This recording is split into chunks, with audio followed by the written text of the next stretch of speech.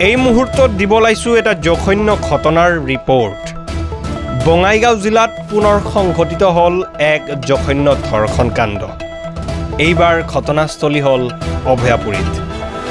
2 এপ্ৰিলৰ সন্ধিয়া অভয়াপুৰীৰ আৰিমাৰা তিনিআলিত সংঘটিত হয় এক বিভৎ ঘটনা। লম্পটজন আৰিমাৰা মহিদুল ইছলাম আকন্দ বুলি চিনাক্ত কৰা গৈছে। স্বামী নথকাৰ সুযোগ লৈ চাহ দোকানত থকা বোৱাৰীগৰাকীৰ যৌন নিৰ্যাতন চলায় মহিদুল নামৰ এগৰাকী লম্পট। পিছত ভুক্তভোগী পৰিয়ালে ন্যায় বিচাৰি অভয়াপুৰী আৰক্ষী থানাত এহেজাৰ দাখিল কৰে।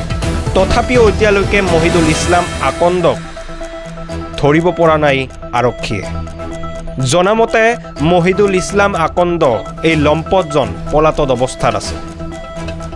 লম্পটৰ শাস্তিৰ দাবী অভয়াপুৰী থানাৰ সন্মুখত অঞ্চলটোৰ বহু মহিলা একত্ৰিত হৈ জোৰদাৰ প্ৰতিবাদ সাব্যস্ত কৰে। অভয়াপুৰীৰ পৰা আনিছালী ৰিপৰ্ট, দ্য এনি ৰিপৰ্ট।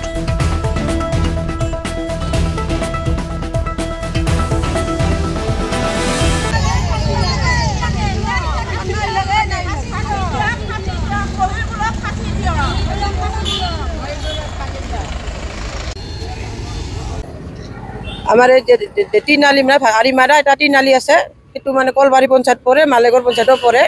মধ্যমী জেগাতে এতিয়া বেয়া ধৰণৰ ঘটনাটো হৈছে। মহিদুল ইছলামে এনেকুৱা বেয়া ধৰণৰ দৰ্জা ভাঙাই দৰ্জা এখন ভাঙাই বেয়া ধৰণৰ বেয়া অঘটন ঘটাইছে। তাৰ কাৰণে আমি মহিলা কমিটি নাৰী সুৰক্ষাৰ কাৰণে আমি নাই চাই থানাত আমি দাখিল কৰিছোঁ। এতিয়া নাই পোৱা নাই, 3 দিন হ'ল নাই চাই।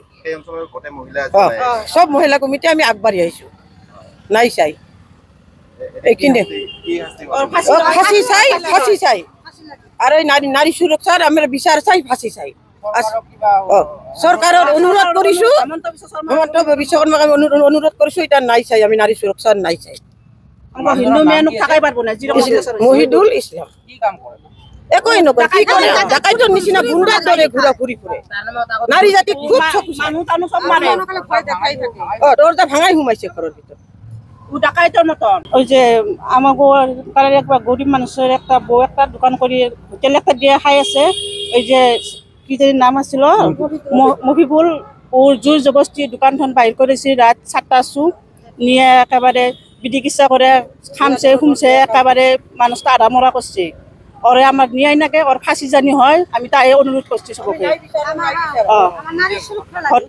আলমারি আর আমাকে পরে তিনালি ওর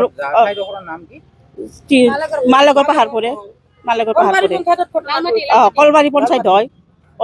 যোনখন দোকানখন আছে কলবাৰী পৰে। এজাহাৰ দাখিল কৰিছে এই থানাতে, অভয়পুৰ থানাতে কৰিছে। আমি এখন ন্যায় বিচাৰি শাস্তি চাই।